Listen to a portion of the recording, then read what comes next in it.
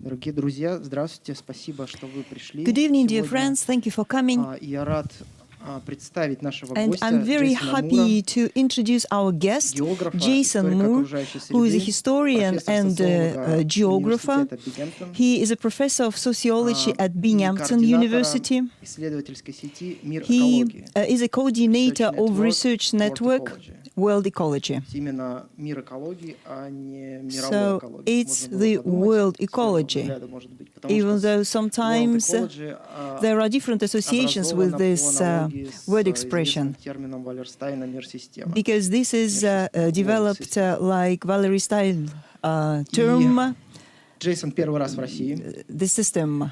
и And Jason is the first time in Russia.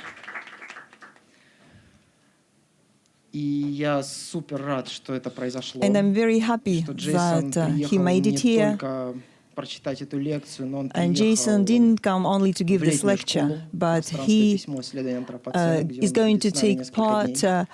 in our семинары. summer school, and И it's после этого, я called надеюсь, Earth and появится первая Writing, a study of the публикация Джейсона на Anthropocene, русском, and then hopefully и we'll get the мы first publication будем by в Jason in дальнейшем Russian. сотрудничать, And I hope that и we will collaborate Джейсон in the станет future, частым гостем and в Jason России. will become a frequent guest and frequent visitor to Russia.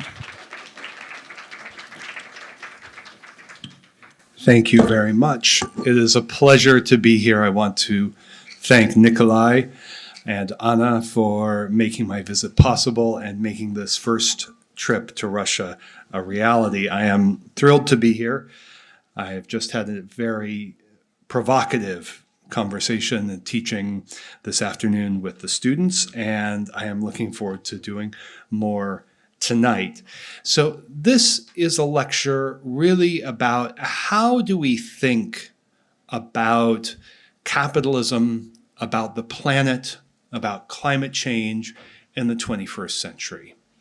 And what I want to propose is that we need to break fundamentally with the modern worldview of man, humanity versus nature, as if these are two separate entities, that humans are, of course, part of nature, and everything that humans do, building families, building communities, making empires, running financial systems, those are all part of nature too. Some of them we might approve of more than others. And so this is really a talk about how do we think our way through the present climate crisis in a way that advances justice for humans and for all of life, and that asks about sustainability and justice in the same breath. And so we're going to do a little history, a little political economy, we're going to do some philosophy, and we're going to mix all of these up so that by the end we can perhaps have some ideas that will allow us, as we move forward beyond this evening, to ask some really generative, useful questions and break out of the modern environmentalist paradigm, which is, I submit, an ecology of hopelessness. What I would like to see is us move towards an ecology of hope. So we have three big ideas, three big ways of framing the history of our times. One of them is Holocene, which for the geologists means recent era. For the geologists, 12,000 years is a recent era. The Anthropocene, which means age of humans, and the Capitalocene, which means age of capital. So we're going to walk through these one by one. So for the Holocene, we are now living through the end of it. The Holocene is a 12,000-year era of relative climate stability that is also the era of civilization, settled agriculture, states, and all the rest. This is the breaking point between prehistory and the history of civilization. This era is now over, as you can see. That long era of relative climate stability is over. And I want to suggest that the end of the Holocene which is what Earth system scientists call a state shift. That is a fundamental, rapid, and irreversible transition in the climate system, calls for an intellectual state shift. That is, it calls for a revolution in ways of seeing, ways of knowing, ways of representing, ways of storytelling about the relations of humans with and within webs of life. And to make this argument challenges directly the idea that here is a science of nature and over here is a science of man. It directly confronts that, and as we will see, I want to call for a different paradigm, one in which humans and the rest of nature, human organizations of justice and injustice, of equality and inequality, of sustainability and unsustainability, are always with and within the web of life. This means that we need to move beyond the idea that humans and nature are like billiard balls, crashing into one another. The relation is much messier, more complex, but I think also much more hopeful. This is the philosophical basis to move beyond man and nature to a relational and dialectical view of power and life-making and environment making. This alternative allows for an ecology of hope. So here's a key lesson from the Holocene that we don't normally take very seriously. We don't normally talk about because there is such an ecology of hopelessness. Ruling classes are extremely vulnerable to major shifts in climate. Now, when I say major shifts, I mean shifts in climate within that very narrow band of the Holocene. Bear with me, I'll flip back to remind you. Whoops, there we go. You see the blue. That's the narrow band of the Holocene.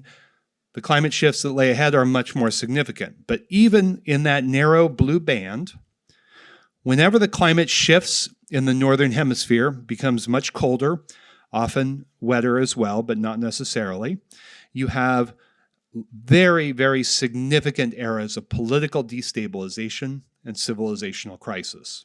This was true for the end of Roman power in Western Europe in the 5th and 6th centuries. It was true for feudalism in the 14th century. And the era of the Little Ice Age, which extends from the year 1300 to 1850, the worst, most intense moment of the Little Ice Age in the 17th century was the moment of a profound political and economic crisis all across Eurasia, from Paris to Beijing. So moments of climate change are moments of political possibility. That doesn't mean everything turns out very easily. It doesn't mean that everything turns out nicely, but it does mean that moments of climate shift are moments of political possibility. And we want to keep that in mind. Now, here's the other thing, that although there is nothing predetermined about such climate crises and the political crises that come from them, often in the history of Western and Central Europe, this has been a story of the collapse of empire and the resurgence in the livelihoods and well-being of the vast majority. So the collapse of Roman power in Western Europe, for instance, ushered in a golden age for peasants across Western and Central Europe. Similarly, 1,000 years later, in the long 14th century, the crisis of feudalism, which was a convergence of climate and disease, but also class revolt as workers and peasants revolted against feudalism.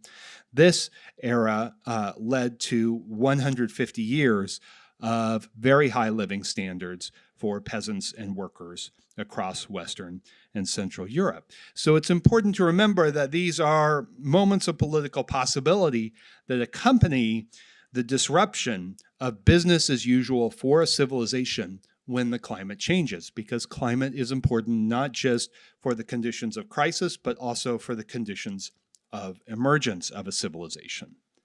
So that means we are looking for ways to go beyond man and nature. The issue of climate shifts and political crises is not one billiard ball hitting another. It is a moment of entanglement in which climate is always present in the relations of empires, of economies, of cultures. There is no such thing as a culture without climate conditions. So bear with me as we walk through these ideas. So the Anthropocene, the age of man, is really a tale of two Anthropocenes. One is the geological Anthropocene, and this is a discussion and a research agenda around golden spikes in the geological layer. So in other words, what would an archaeologist or a geologist 100 million years from now be able to see in the geological layer? And the answer are nuclear residues from atomic testing, chicken bones, and plastics. Lots and lots of plastic. So this is the great accomplishment of modernity. Nukes, chicken bones, plastics. And this geological and geophysical Anthropocene is about, for example, rising carbon dioxide concentrations in the atmosphere. This is absolutely necessary and important as part of the story.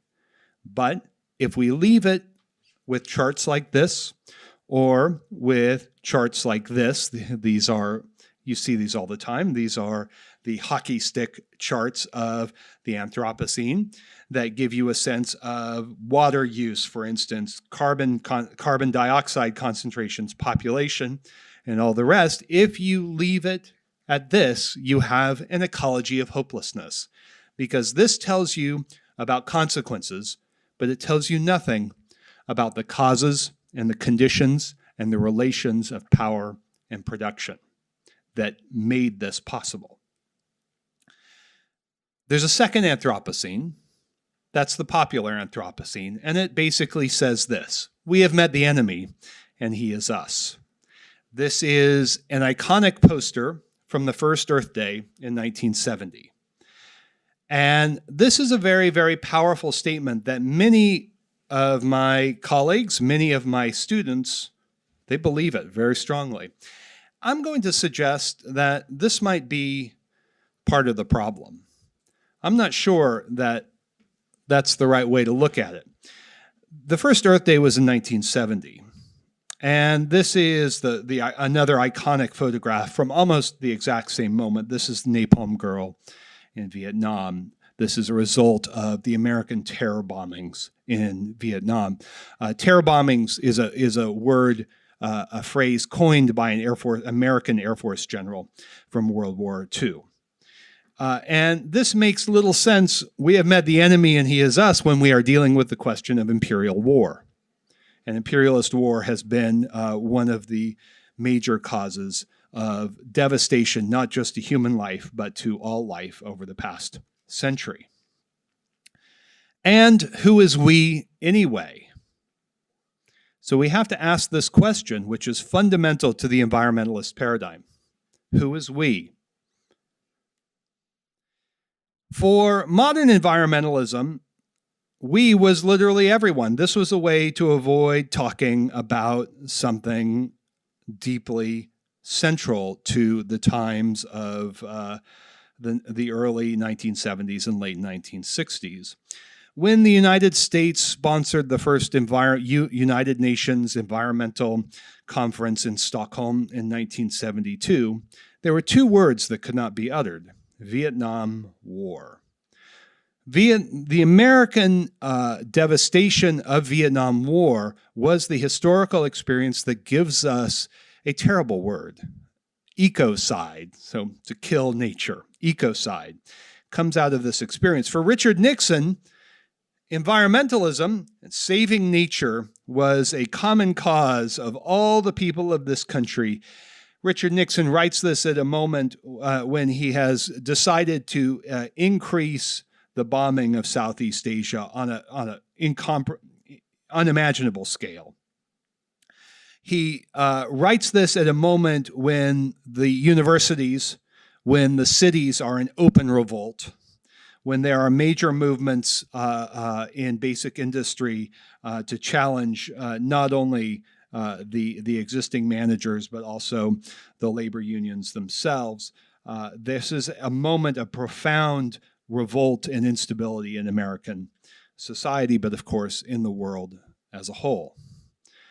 So when we use this word anthropogenic climate change, we want to be aware of what it says and what it does, and perhaps the unintentional politics that it implicates. So we can see here headlines. We could pick these kinds of headlines almost any day. Humans are causing climate change. I want to suggest that this is a way of blaming the poor, blaming the 99%, and of the 1% saying, well, you know, it's not our responsibility. It's all of us together. And so I argue for a geological Anthropocene.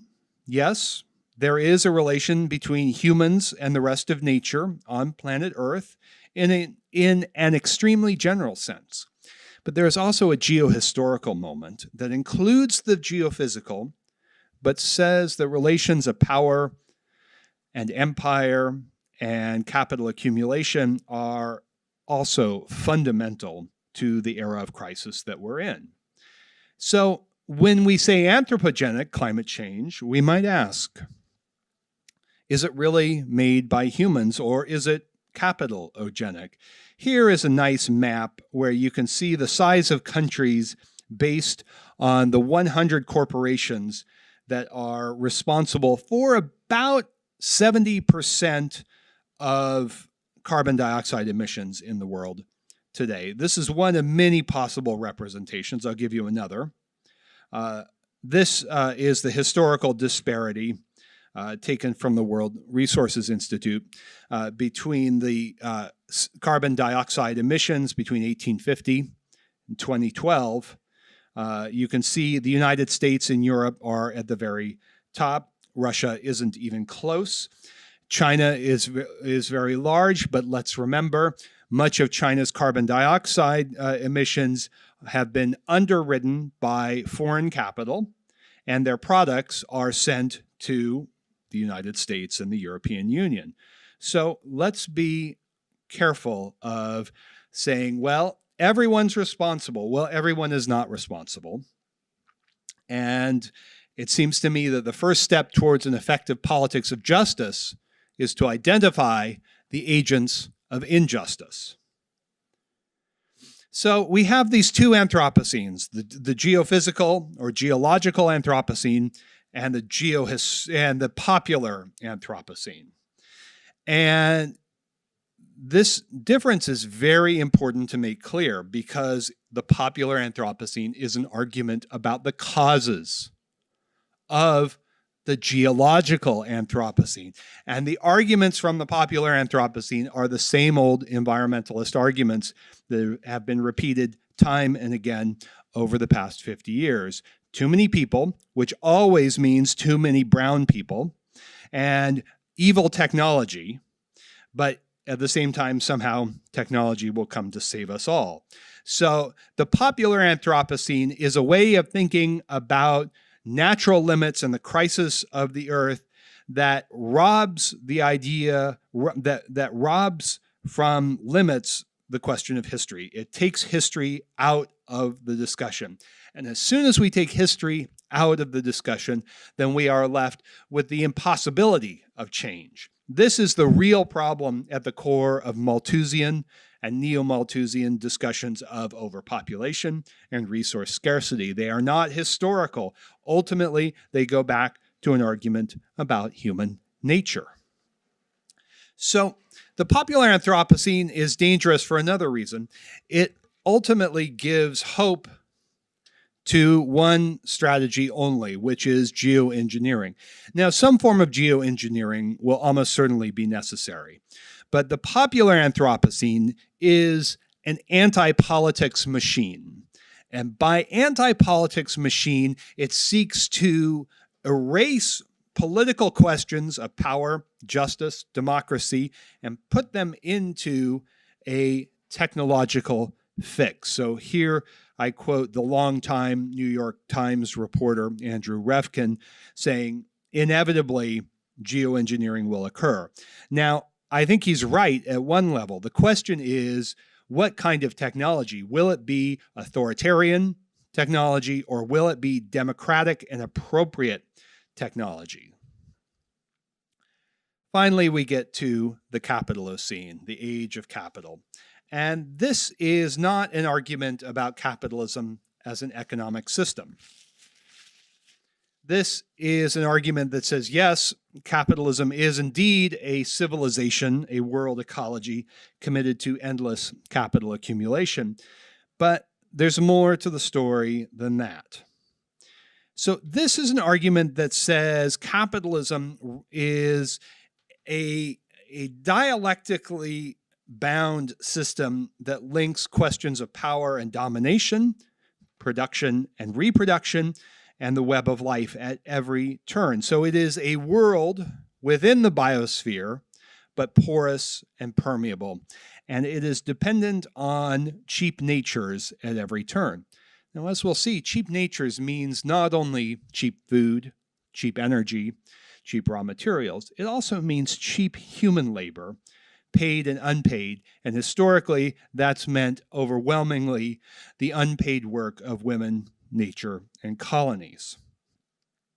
So the end of the Holocene gives us a moment to start to connect and entwine the geophysical and the geohistorical as part of an evolving totality, in which it becomes possible to take effective action around the climate crisis. Now, the climate changes will continue regardless of what any of us do in this room. The sea levels will rise radically and rapidly. The weather will become less predictable. There will be more frequent droughts, more and more frequent episodes of extreme rainfall. There will be a whole series of geophysical, biospheric realities that we will have to address. The question is, do we engage climate crises in a more democratic, just, and sustainable way, or in a less democratic and sustainable way? So for me, I draw very heavily on a relational and dialectical tradition of Marx. Most people don't read Marx anymore as if he is a quaint 19th century figure. And while I don't think Marx was right about everything, I do think that some of his insights were powerful. So one of the things that he does when he talks about human labor is he says there is an extraordinary threefold movement, that human nature acts upon external nature, and in doing so changes the very meaning and character of work, changes at the same time the very character and substance of the rest of nature. He uses this term, external nature, or the rest of nature, and repeatedly emphasizes that labor is itself a specific natural force. And if we take that seriously, what is true for the work process is also true for the history of empires, of financial markets, of industrializations, and everything else. Now, what the Capitalocene allows us to do in moving beyond the purely economic, while recognizing the economic, is it understands that the great divide between rich and poor in the world today, remember, 8 men, own more wealth than the bottom 3.6 billion people on this planet. That's the climate class divide. But the climate class divide isn't a purely economic process. Indeed, economic processes and class processes are always dependent on the exercise of power and ideology and culture. So fundamental to the present moment is the linkage of the climate class divide, the climate patriarchy, and climate apartheid. And that's a crucial linkage if we want to build a radical and emancipatory politics of climate justice in the present. So we have one crisis with 2 faces. We have this moment of rising carbon dioxide and greenhouse gas concentrations, and we have a crisis of profit making. So we have a crisis of life making with climate change, mass extinction, and a crisis of profit making with the end of cheap natures, the end of cheap food, labor, energy, and raw materials. So here I'm going to give you just a sense of this. Here we have back here is the geophysical representation. We need to put this picture and pictures like it, the hockey stick charts, together with these, which are some version of the hockey stick charts, but for capitalism as a whole. So we need to look at a long-term decline in the world rate of profit, at the ongoing stagnation of labor productivity. This has been going on since the 1970s. The world is not capitalism is not automating labor, not on a scale sufficient to advance labor productivity.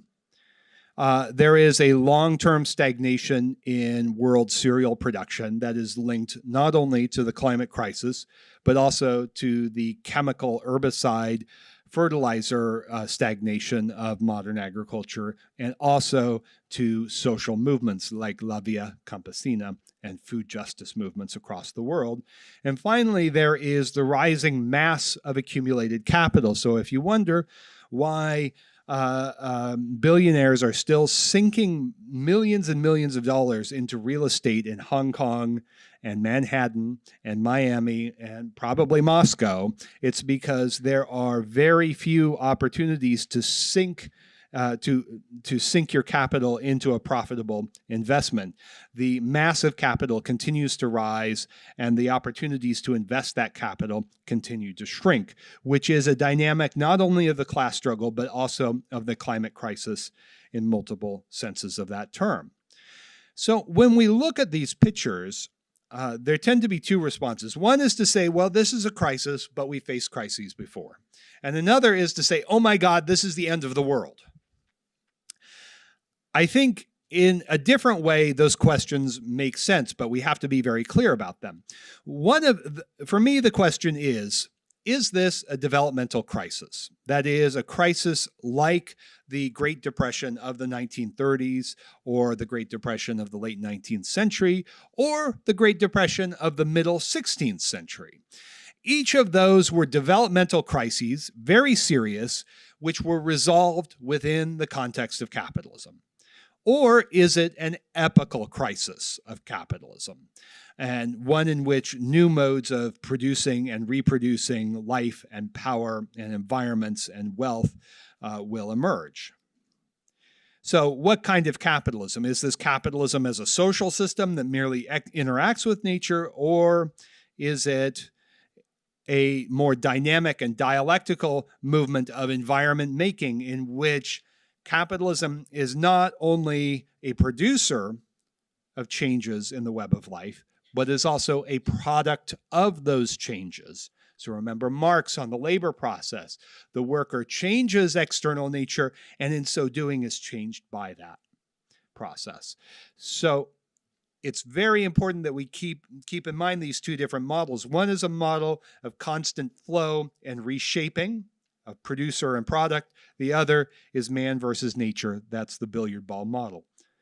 So this gives us a moment to think about the kinds of models, the kinds of cosmologies that we use to make sense of the crisis today. And sometimes that means we need to turn inside out our typical thinking. So as environmentalists, we often think about what the modern world, maybe it's the states, maybe it's an industrial factory, maybe it's an empire. We think about those entities doing terrible things to the web of life. And that's true. But capitalism doesn't work because it does terrible things to life. It does do terrible things to life. Capitalism works because it transforms webs of life into profit-making machines. And it does so by going beyond the boundaries of capitalism. As we'll see, capitalism is always looking to go to the frontier, to frontiers where the money relation does not dominate. And those are places where power and violence and some technology can be used to extract cheap labor, food, energy, land, and raw materials. So what I want to suggest is if we want to understand the politics of climate justice, of planetary justice, we need to understand how capitalism puts nature to work. That includes, of course, human nature. And that means that we look at a question of cheapness. Now, cheapness has two meanings in English. One is an economic meaning, so cheap in price, low price. It turns out that capitalism needs low price food, energy, raw materials, and land because it is so expensive to work. We think of capitalism as very efficient. It is indeed the precise opposite. That's why every new industrial expansion in the modern world has been accompanied by new imperialisms. But cheapness has another meaning in English, which is to treat with less respect, to degrade, to disrespect. To cheapen something is to culturally degrade something. To cheapen women's work is to rob it of respect. And that in that sentence, you can see the deep relation between a binary of nature and civilization and man and woman. And that is something that took shape at first in the 16th and 17th centuries. So Marxist thought also has its problems, which is it tends to imagine the growth of capitalism as somehow centered on the cash nexus, the money form itself. So the typical model is something like this, and then it gets bigger and bigger and bigger and all of that. In fact, what's necessary is for the cash nexus, this getting bigger and bigger, to go along with appropriation, the appropriation of the unpaid work of human natures, overwhelmingly of women, and the unpaid work of extra-human natures, the rest of nature. So soils work, forests and plants and non-human animals work. That constitutes the socially necessary unpaid work that is the basis for modern capitalism, governed by the law of value and socially necessary labor time. And you can see the disproportion. For every dollar or every ruble of exploitation in paid work, there has to be that much more unpaid work of human and extra-human natures. So in short, capitalism booms when there are islands of commodity production and exchange within oceans of potentially cheap nature. And fundamental to every great boom, every great economic expansion in the modern world has been the drive towards frontiers through empire and the restoration of the four cheaps: labor, food, energy, and raw materials. These take different forms in every era. They could be cotton from the American South in the late 19th century, worked by African slaves. It could be Persian Gulf oil in the 1960s and 70s. It could be peasantries rapidly and radically expropriated. So this, in fact, is how capitalism tends to develop. A small amount of money, of capital, in concert with states and empires and cultures of domination, moves out into the frontiers and then booms. So you can see, if we take the last 50 years or so, 45 years perhaps, of neoliberalism, you can see that the frontiers rapidly collapse. In an era of climate change, the frontiers do not merely get smaller, they completely turn inside out. Climate change essentially takes nature, which has always been a source of reducing costs, into its completely opposite state of being. It is a state shift, as the climate scientists talk about the climate system. So nature moves from something that reduces costs to something that maximizes costs, because climate change makes everything more expensive, especially agriculture, which is the whole basis of the modern world. So now we can take the last half of this talk to very, very quickly go through this history of capitalism as a system of cheap nature. And one of the things I want us to keep in mind is that we are living in multiple historical periods that have not ended. So let me explain what that means as we go through here. When I give talks across Latin America and in the United States, I often say 1492 is not over. And that's readily understood because the long-term processes of genocide, of the racialization of empire and class, of environmental devastation that attended the invasion and conquest and commodification of the Americas, that era never ended. Now, that doesn't mean there aren't other eras that started at the same time. So we are living simultaneously in the era of 1492, of 1830, with the dominance of steam engines in English industry, and in perhaps 1945, or pick your favorite moment, historical marker. So we are living in a long era of capitalist development in which 1492 has not ended. And here's the other thing, that our English language words, and it looks different, but is roughly the same for other Western European languages. I would imagine the periodization is very different for Russian. But between 1550 and 1650, in English, the words society, European, civilization, savage, all enter into the language in their contemporary form between 1550 and 1650. And let me underscore that these are not just words. These are ways of organizing reality. And I would remind you that every time a European empire reached a new land, it reclassified the inhabitants of those lands as savages, as not part of civilization, as not fully human, as part of nature. Now, why is that? Well, there are a lot of reasons for that, and it's a complicated story. But at the bottom of it is that to treat them as nature allowed the empires and the capitalists and the planters and the bankers to treat those human beings in the lands on which they lived cheaply, the better to turn a tidy profit. So this is a pivotal era, not just in English capitalism, but in the history of world capitalism. It's also an era of climate crisis. And it's whenever you have major changes in the climate, as you did in the early 17th century especially, you have a major escalation of social conflict and social transformation. One of my favorite examples is that of the English in Ireland, where they rapidly and radically dispossess the Irish of their lands in the period between 1640 and 1700. The Irish were not human beings to the English. They were savages. They were wild. In Peru, in the 17th century, the Spaniards called indigenous Peruvians naturales, part of nature. So you can see here that these are not just words. These are not just ideas floating out here. These ideas become real abstractions, powerful abstractions that are quite conscious and deliberate and powerful tools of empire. These are forces of dispossession.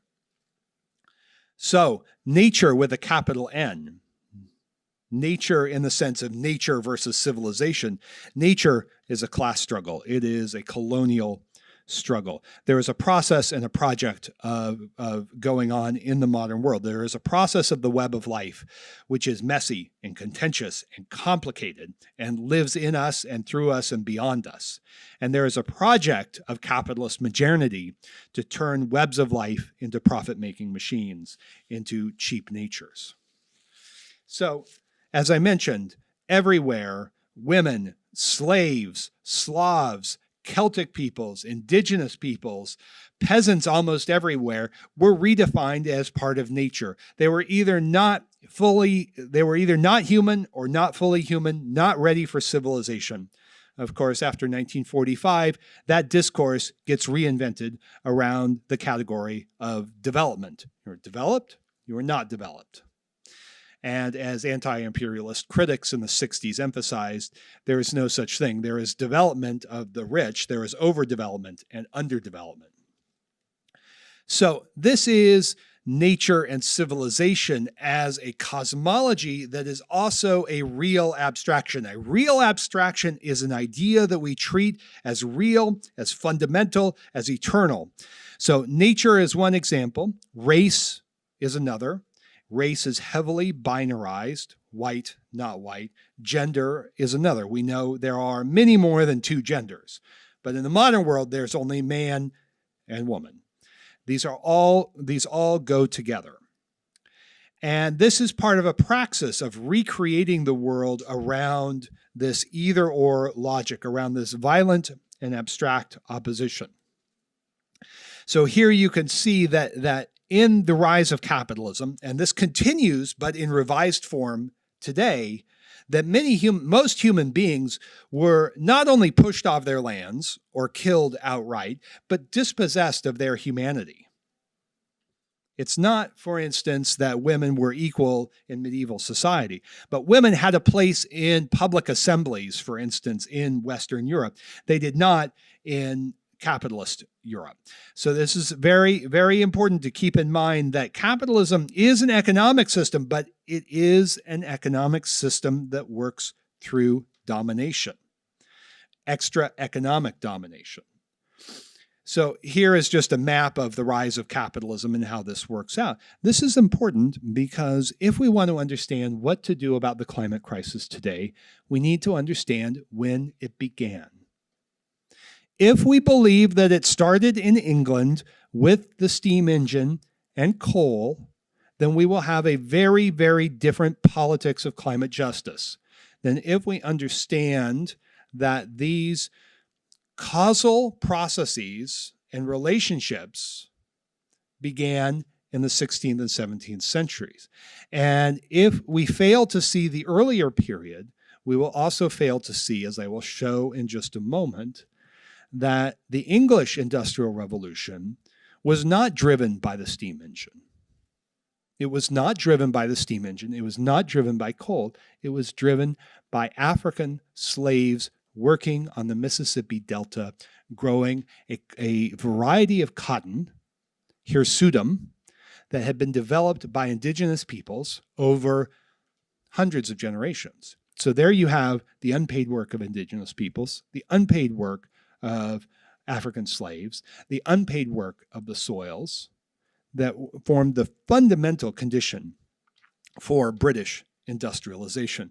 And of course, the British also needed cheap Russian iron from the Urals, worked by not slave labor, but serf labor.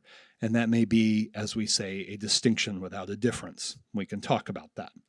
So you see how we need to look at the relations of power around gender and race and empire and class as they infuse this process and permeate this process of endless capital accumulation. Now, why is this so important? Well, because capitalism is not efficient. It is indeed the most wasteful and inefficient system we could possibly imagine. And so in order to sustain the capitalist model, there had to be a way of moving to the frontier and securing cheap labor, energy, raw materials, and food at every point. So remember this. Here is the secular decline in the rate of profit. Now, this is usually taken, including by this is assumed by Marxist economists to be an economic chart and not an ecological chart. In fact, it is both.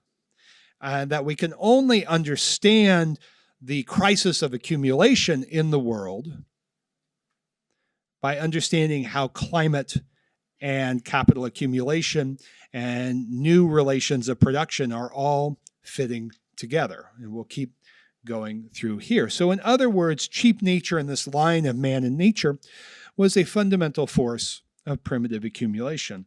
That is, it was a productive force in its own right. And you can see here, these are just maps on one theme, on the common theme that the rise of capitalism was very much premised on global conquest. But that didn't stop in 1700.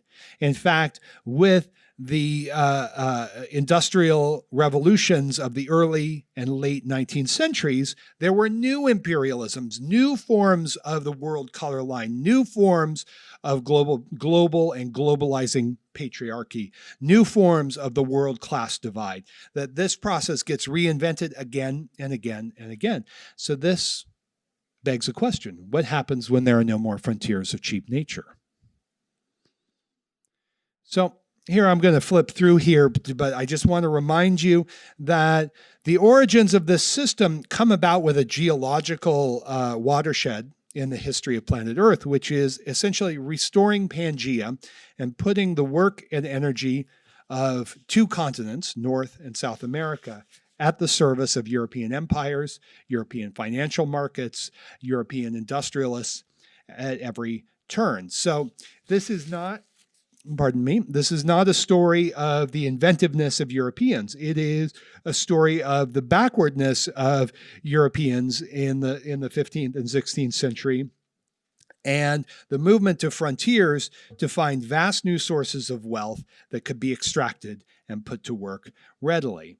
And to remind you that this is not just a process of economic development, this is a process of genocide and ecocide from the very beginning, and that every great era of capitalist development from the 16th century onwards brought forth new waves of genocide and new waves of ecocide. And this was not simply a process of disease somehow mystically killing off everyone. There was a disease moment to this, but the diseases were concentrated because every empire was seeking to mobilize the cheap labor of indigenous peoples and concentrating them into new villages and new village forms of village life. This long era is important for understanding climate crises today, because this culminates in the first great climate crisis of capitalism in the early 17th century. This the genocide of the American Indians led to the regrowth of forests, which absorbed carbon and reduced global carbon dioxide concentrations by 7 to 10 parts per million. This is what Lewis and Maslin call the Orbis spike, or the global spike. And this was a contributing moment to the severely cold winters and very cold summers of the early 17th century. So it's often also, people say, well, the level of environmental transformation was still very, very small. And there's truth to that, but between medieval Europe and early modern Europe, you have an order of magnitude shift. So order of magnitude is 10 times greater. And in my book, if something in say 12 or 1300 is at the level of 1, and then you look 300 years later and it's the level of 10 or 20, that is a big shift. And that's exactly what we see in northeastern France. In the 12th and 13th centuries, it took 200 years to clear 12,000 hectares of forest. In the 1650s, in Brazil, at the height of the sugar boom, 12,000 hectares were cleared in 1 year. So that is a radical shift. All right, so this is, of course, not just a moment of economic and ecological transformation, but it is also a moment at which ecology and economy are held together not just by empire, but by the world color line. So the sugar frontier relied on slave labor. So the sugar frontier in the Americas, and you can see those arrows, the black arrows going out to the Atlantic and then going to Brazil, going to the Caribbean, you can see that it is also linked to a slaving frontier. So every great era of industrialization, and industrialization is really born in the sugar fields of Madeira and then Brazil. Every great industrialization requires a new labor frontier. So this was true. The United States was built on immigrant labor at 3 or 4 different key points. But when the United States becomes a world economic power, it is built on the economic basis of cheap immigrant labor from Southern and Eastern Europe. never mind African labor, enslaved African labor, and oppressed Chinese labor. So this is a moment at which agriculture, class, environment, and race all come together. And that is precisely the combination of factors that is coming together in an era of climate apartheid. So this was also a question of gender and the devaluing of women's work that I'm just going to move through very closely. It's not my discovery, but decades of feminist thinkers and writers emphasizing that capitalism is built on the unpaid work of women. And this was true from the beginning, even in narrowly economic terms, although the contributions were significantly higher than just economic. And indeed, proto-industrialization before the steam engine was a classic example of what has been called the second shift. That is, it took advantage of women's unpaid family labor, domestic labor, and then put them to work in spinning and weaving, but especially spinning in the 17th and 18th centuries. So, as I mentioned, this is a process by which the creation of the environmentalist paradigm was replicated, this movement that we see in the rise of capitalism, humans and nature, all right? And pardon me for a moment. And so it's very crucial that we keep this in mind as we think about the climate crisis as a moment of climate class divide, climate patriarchy, climate apartheid, in a moment of the end of the Holocene and the relative climate stability of the past 12,000 years. Here, I just want to emphasize that the Industrial Revolution, which is often viewed as the beginning of planetary crisis, does not begin in England, but finds its crucial dimensions in the expulsion of American Indians from the American South, and then the development of the cotton gin, which amplifies labor productivity by 50 times in the 1790s and leads to a resurgence of slavery called the Second Slavery, based on cheap American cotton. It was the fall in the price of cotton within England. Cheap American cotton came in and made possible the steam engine revolution.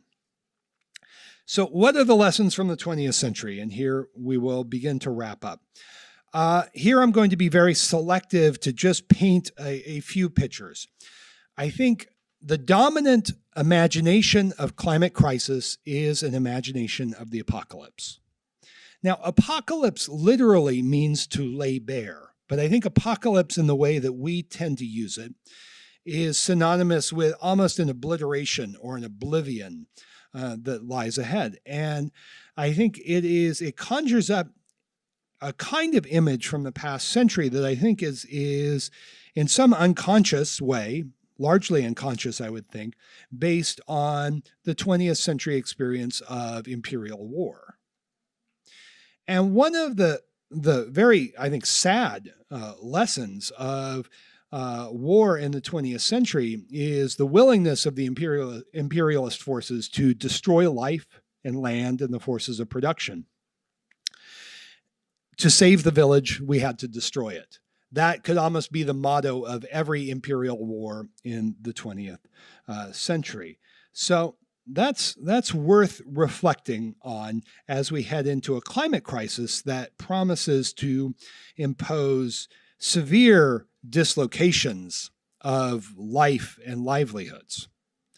And here are two pictures. One at the top is from New Orleans after Hurricane Katrina in 2005. The one on the bottom is from Puerto Rico, still a colonial possession of the United States, and it has been treated accordingly after Maria in 2017. Puerto Rico is still absolutely devastated. So we have to, I think, highlight the willingness on the part of the 1% across the world to allow unprecedented devastation as climate crises roll out with ever increasing intensity and frequency.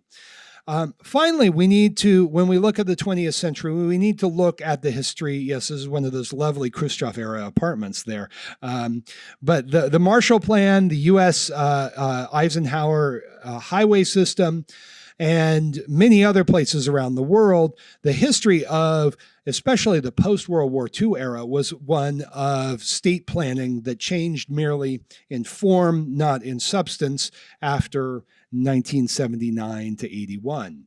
That when we look at the history of the 20th century, we can see the extraordinary, not just the extraordinary violence of centralized states like the United States. Of course, the Soviet Union was another centralized state, but nowhere close to the same scale as the United States, not a global empire in anywhere near to the same fashion.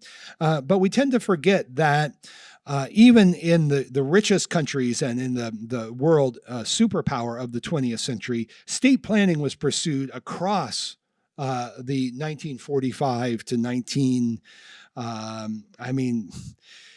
was pursued relentlessly after 1945 and merely changed form. I mean, the George Bush, Cheney administration simply resurrected the planning state under the heading of a permanent war on terror. So the point is that in an era of climate crisis, nearly every city on a coastline on planet Earth will have to be moved. The water systems will have to be rebuilt. The housing will have to be rebuilt. The electrical systems will have to be rebuilt.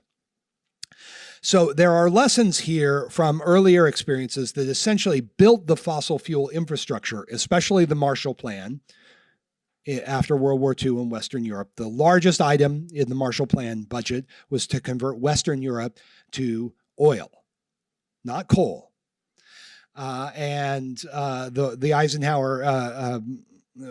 The Eisenhower interstate highway system was designed to create a fossil-fueled American capitalism.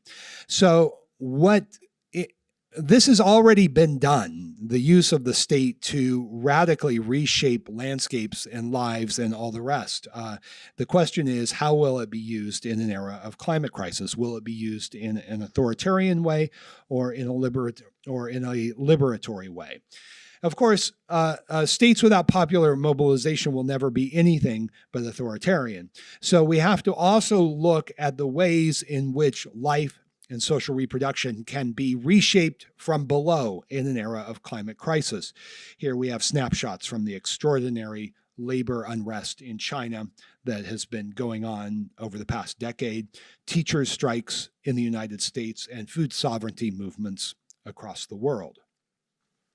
Right, so the crucial task for climate justice has to be this. Maybe not only this, but in part this. It has to bring together the work of labor, of wage labor, the work of unpaid human work, overwhelmingly of women, and the work and life of the biosphere as a whole. How do we forge a politics that understands all of these are intimately connected and that justice for one will be impossible without justice for all? I think that's a crucial question after decades of jobs versus environment, development versus sustainability divides. We have to find a way to reinvent that conversation so that we can look for the political possibilities of a new synthesis that put the paid work of humans and the unpaid work of humans and the rest of nature together into a common political project. So what are the insights here as we wrap up?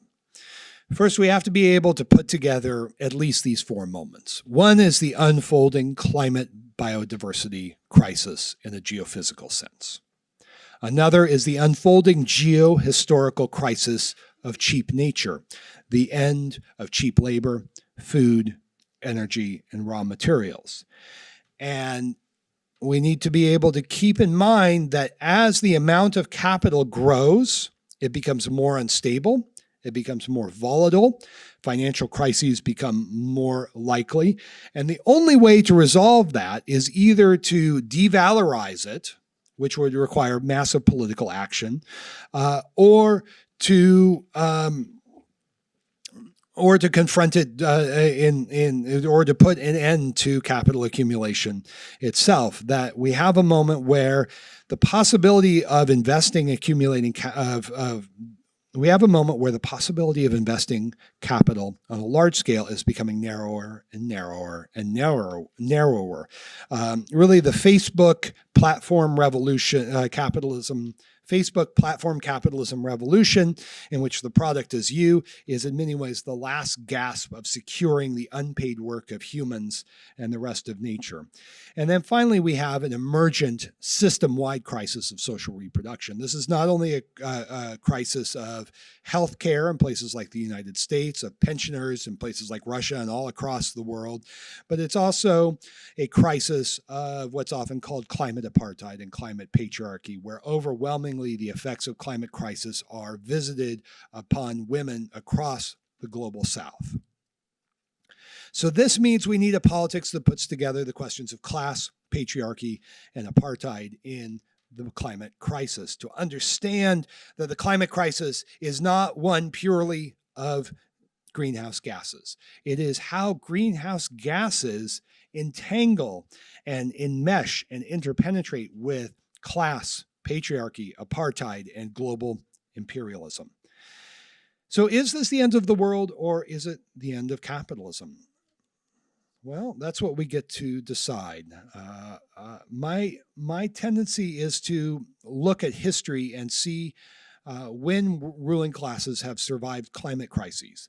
And if we ask the question, when have they survived? The answer is hardly ever have they survived.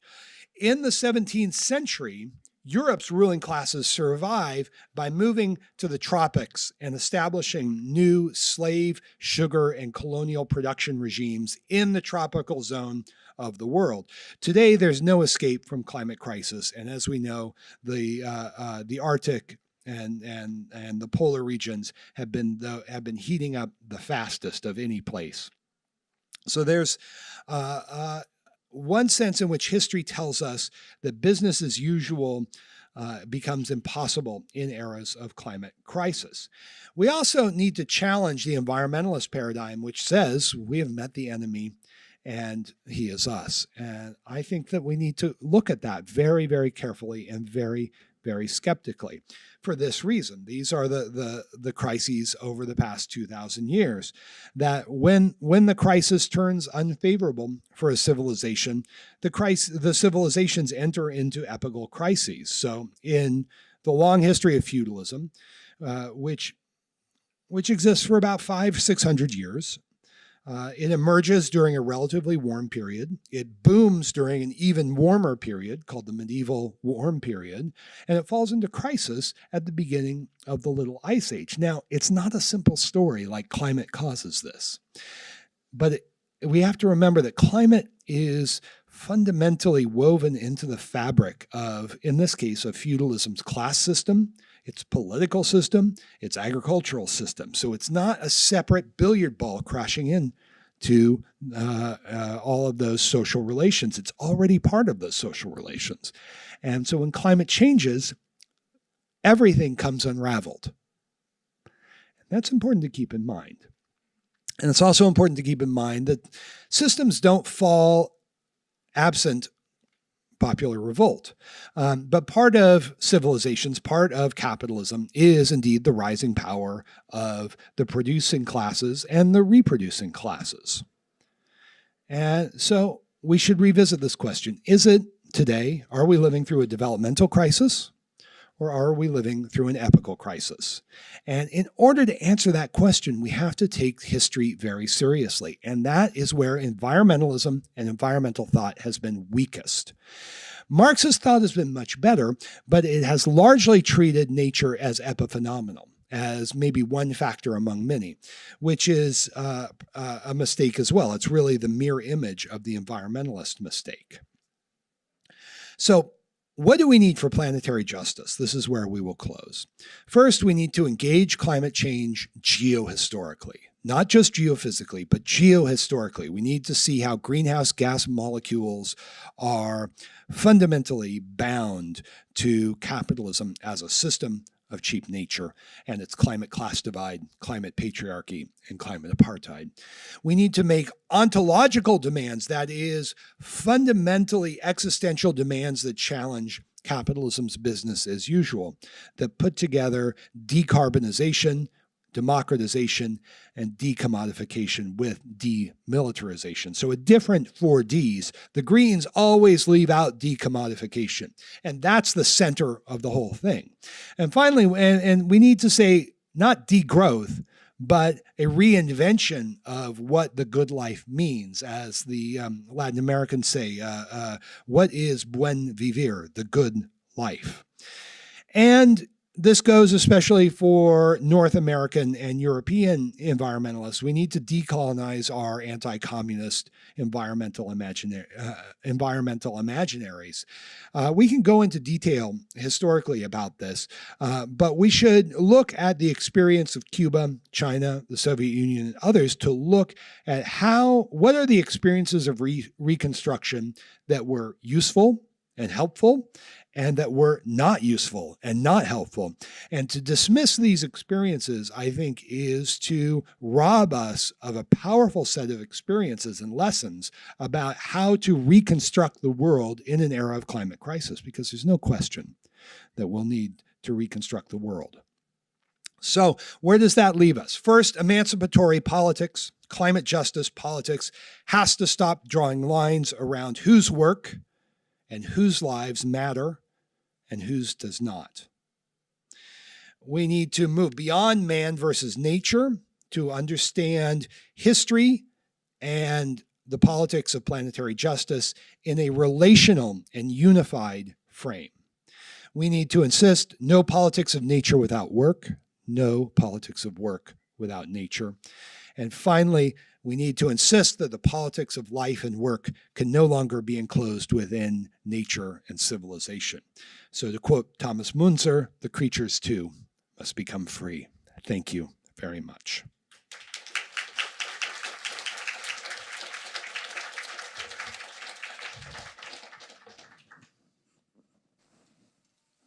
Спасибо. Вы можете задать вопросы.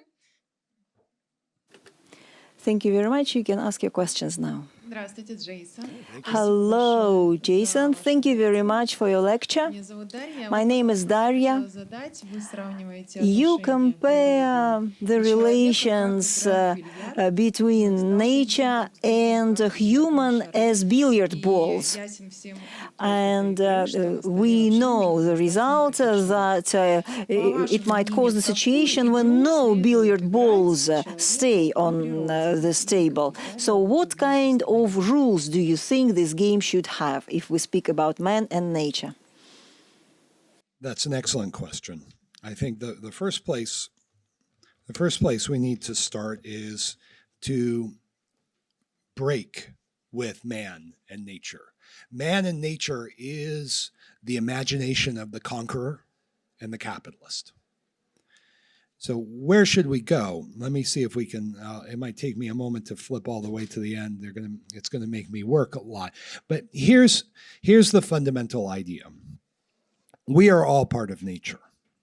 Okay. The invention of nature as outside and this as society and therefore not nature, that is an invention of the 16th and 17th century. It is a product of the conquest of the Americas and the intellectual, scientific, and economic revolutions of early capitalism. And it required not just this is the world color line. So Africans were monsters, and they were not human or not part of civilization in the thinking of the powerful. So we have to find a way to move beyond that. My proposal is relatively simple. We are all part of nature, which many of us are ready to accept. The organizations that we build as humans, an empire, a financial market, an industrial system, those are relations of humans with each other and with the rest of nature. that helps us understand what I call the process of history, the process of capitalist history. And it helps us understand that nature can neither be saved nor destroyed. Our relationship with each other and with the web of life can be more just and more emancipatory and more sustainable or less. It's the relationship that can change. For me, that strikes me as a much more hopeful perspective, because if we understand that the given relations of the modern world are not eternal, but they are choices, and they are the fruits of conquest, we can understand that there is a politics to man and nature, and there is a politics towards a different way of living and being in the world. Most humans, all humans before the 16th century really saw themselves as part of the web of life in one way or another. So in medieval Europe, for instance, there was a conception of the great chain of being, and it was hierarchical. The king was at the top, and then God, way, way up there. But everyone was connected. That's not what we see in the capitalist era. So we need to look, they're really making me work here to get all the way back to the beginning here. But here we go. So instead of this is bad. This is the point of view of the conqueror. We need a view in which, yes, we change the web of life and the web of life changes us. So capitalism, socialism, industrialization, family relations, those are producers of the web of life, but they are also products of the web of life. And that's a way of speaking to the possibility of moving beyond capitalist alienation, of the separation, not just of the worker from the means of production, but of the human from her and his place in the web of life, in which it becomes a choice.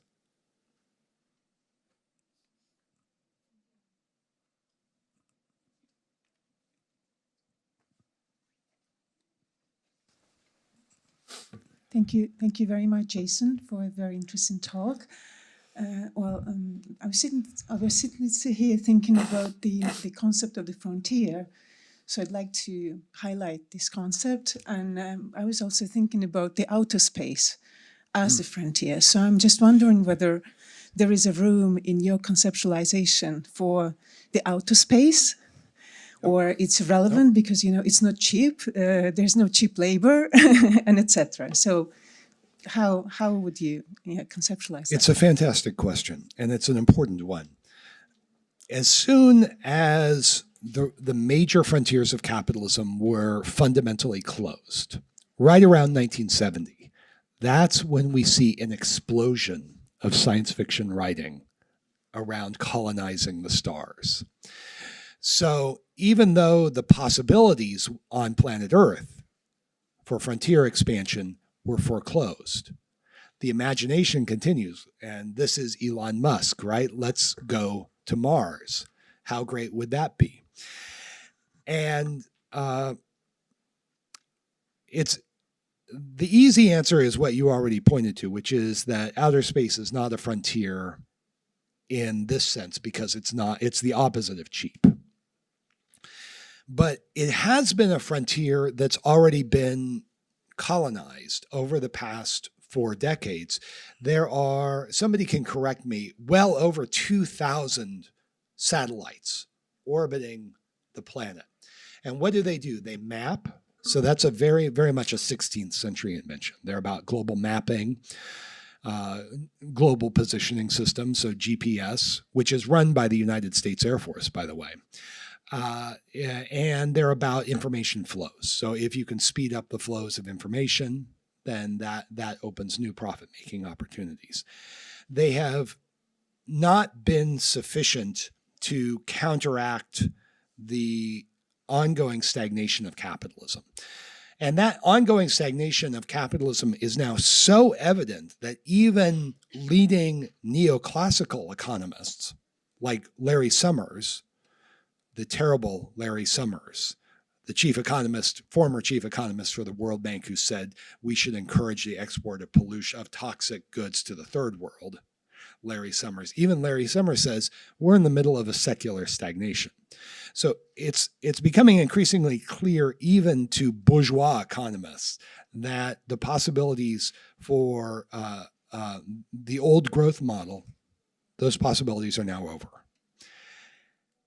That means that business as usual under capitalism is going to go through a fundamental change, is already going through one.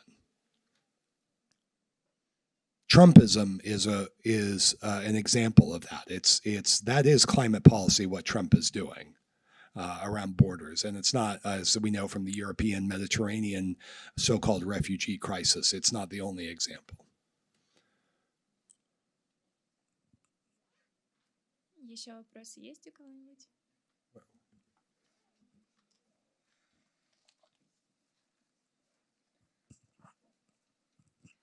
Thanks a lot. You mentioned that degrowth will not help us. Do you oppose the growth movement with its intention to slow or even to eliminate economic growth for the sake of ecology, or do you agree with them? I'm very sympathetic to the spirit of degrowth because I think at its best, degrowth questions the very conception of growth. I think at its best, degrowth is not saying we need an end to growth, but we need an entirely new way of measuring and qualitatively appreciating the good life.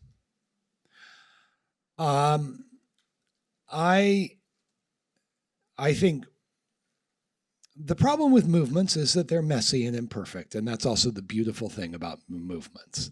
I'm largely unconvinced that degrowth as a political program has resonance outside of Central and Western Europe.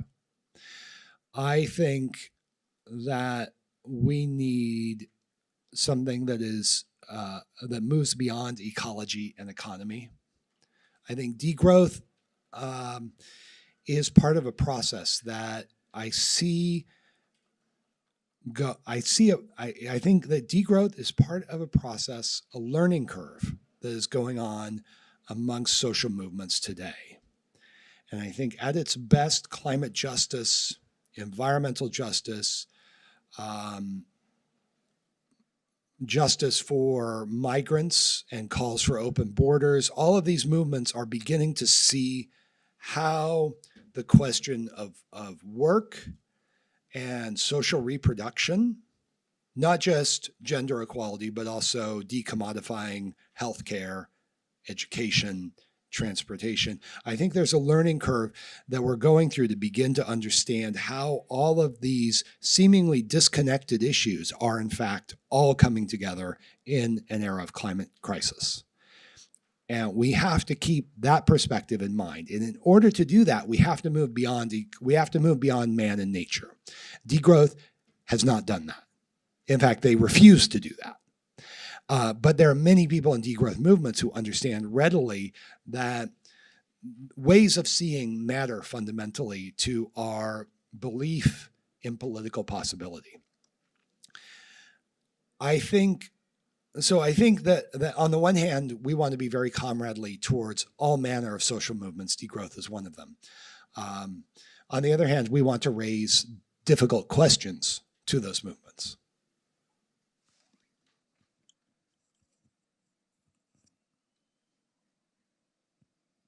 Thank you, Jason. Thank you.